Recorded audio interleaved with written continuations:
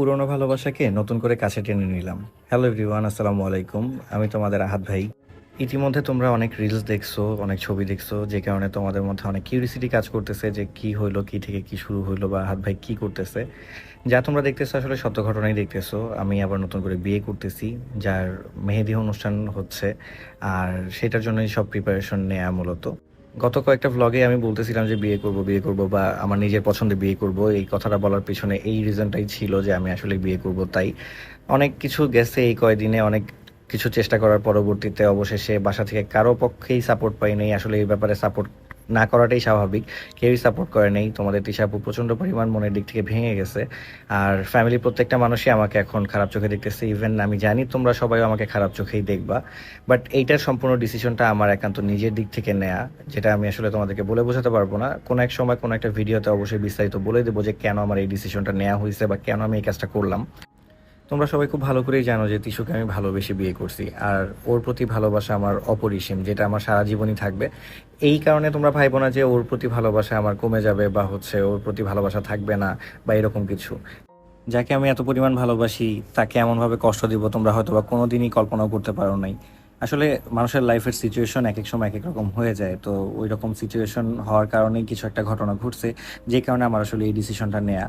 তো তোমরা সবাই দোয়া করবা আমার নতুন জীবনটার জন্য, আর যেন তিশুকেও আমি ভালো রাখতে পারি, আর নতুন বউ ওকেও যেন ভালো রাখতে পারি, সে ব্যাপারটা তোমরা সবাই দোয়া করবা।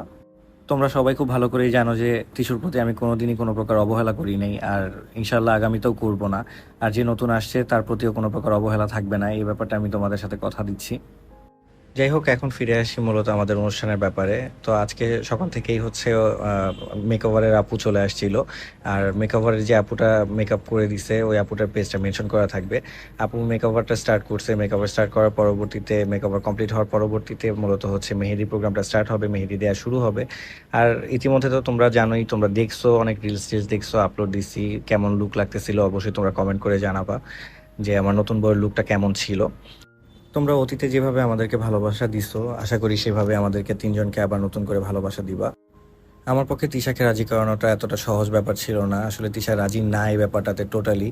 বাট ওর কথা হচ্ছে যে সন্তানকে বাবা ছাড়া করতে চায় না, এই কারণে, এই একটা কারণে হচ্ছে মূলত ও এক কথায় বলতে পারো জোরপূর্বক নিজেকে এখানে আটকায় রাখছে। বাট আমাকেই আসলে দিনে দিনে সেই জিনিসটা পরিবর্তন করতে হবে, ভালোবাসা দিয়ে পরিবর্তন করতে হবে, যেন ও জিনিসটা বুঝতে পারে যে না, আমি আসলে দুজনকেই ভালোবাসি, দুজনকে নিয়েই ভালো থাকতে চাচ্ছি। এই ব্যাপারটা যেন ক্লিয়ারলি বুঝতে পারে, কারণ আসলে মানুষের লাইফে একটা সিচুয়েশন তো বারবার ঘটে না। কিন্তু আমার লাইফে একই রকম সিচুয়েশন বারবার ঘটে যাওয়ার কারণে প্রত্যেকটা মানুষই আমার উপর ফেড আপ। বাট কিছু করার নাই, আমার দিক থেকে আমি আসলে ব্যর্থ। আমি আমার জায়গা থেকে আমার যেটা করতে মনে চাইছে আমি আসলে সেটাই করছি। এখন আসলে কে আমাকে ভালো বললো, কে খারাপ বললো, কার ভালো লাগলো, কার খারাপ লাগলো, আমি আসলে নিজেকে বলতে পারো যে স্বার্থপর হয়েই আমি এই ডিসিশনটা নিছি।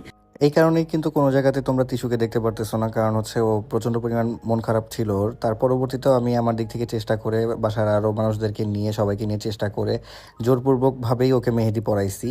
মেহেদি পরানোর পরবর্তীতে ওকে একটু হ্যাপি রাখার ট্রাই করতেছি।